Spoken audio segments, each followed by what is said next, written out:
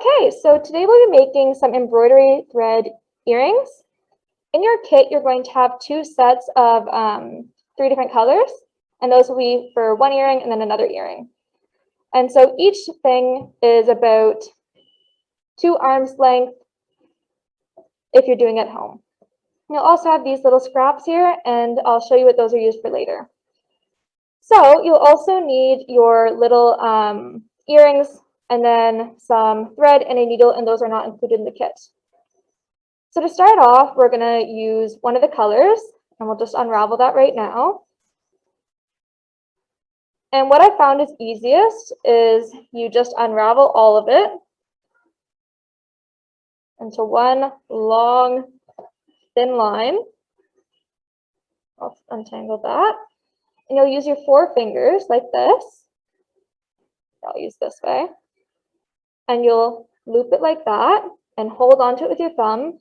And you'll spread your fingers ever so slightly like that. And then you'll just start looping around.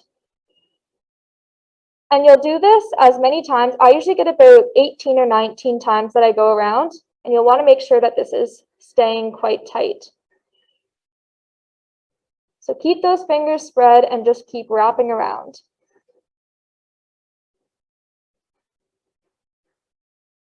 And eventually, you'll get just a little bit left.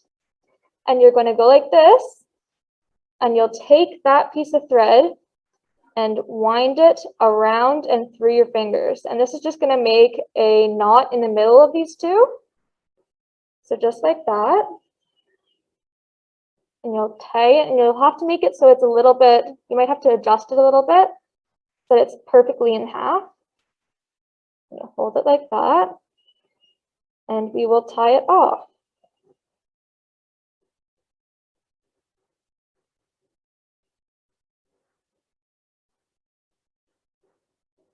And it's no worries if it's not perfect. You'll be able to trim it afterwards anyways.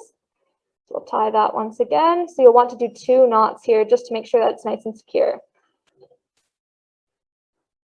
Push that down, just like that.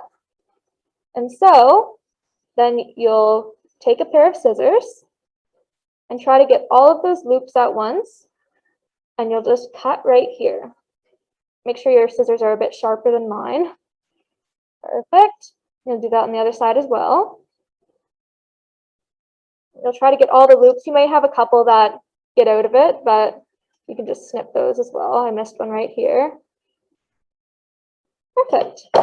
And so you should have something that looks like this. It's a little funny looking, but then you will push it down just like that. And you can see that I have a bit of extra string there, and you can just trim that nice and easy. I'll trim that right there. And now we'll be using these little strips of thread as well. So I'll unwind them.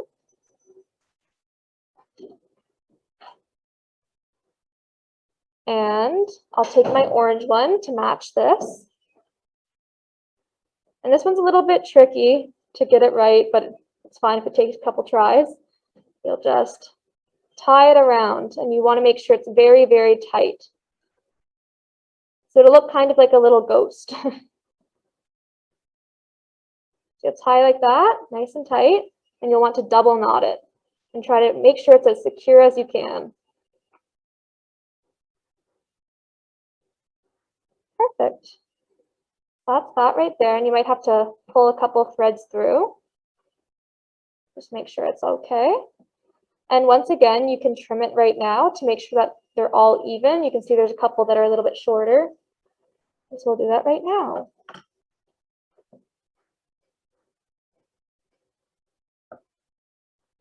And it's not much of a worry if things are a little bit off length. It'll just make it a little bit more shaggy. Okay, perfect. And now we'll repeat that for every bundle of embroidery floss, the exact same steps.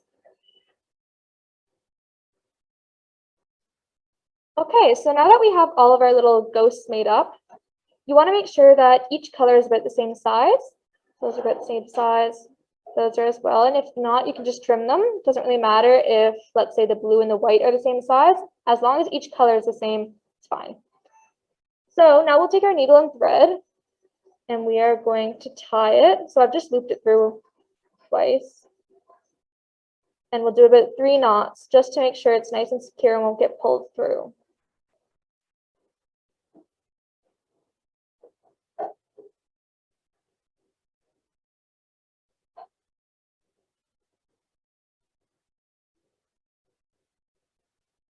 Perfect, so we have those. And now we'll arrange them however you want, the colors in the order. So just like that. And we'll start with the bottom one. I forgot, I'll snip my tail there as well.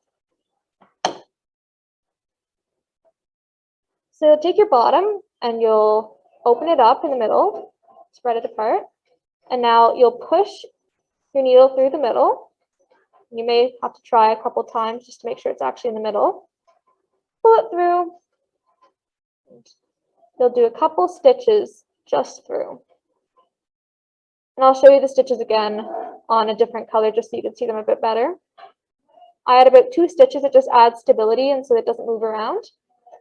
Now we'll take the orange and we'll spread it open a little bit and then we'll push the needle through into the middle, right about there. Pull it through once again. And now I'll show you guys the stitches. So you'll just push the needle right through horizontally. And I usually add about 2 stitches, not too many, just to add a bit of security. Perfect. And now we'll add our final color, which is the blue. We'll spread it open once again, push the needle up, right in the middle, and push it through. Perfect. And you can add these and make them tighter or a little bit looser, whatever you want. And so we'll once again do the stitches. We'll add 1, 2, and we'll just tie this off. So we'll loop it around and make a little knot on the top. Perfect. And we'll grab our earring hook. And we'll put the needle through the circular part. And now we can, just like you're adding it into a stitch. You'll pull that through, make sure that thread is up top. Just like that.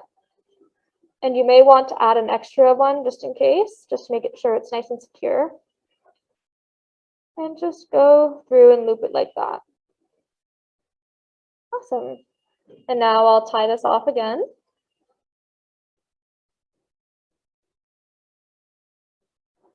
I usually do about 3 knots just to make sure it's not going to come out or anything. Perfect, and we'll cut that right there. And now we'll do the exact same for the other side. Okay, so now we finished our second earring and they're pretty much done. You can just straighten them out or fluff them up, however you like them best. And you can always pull these apart if you want a little bit more of a finer look. But yeah, that's it. I hope you enjoyed.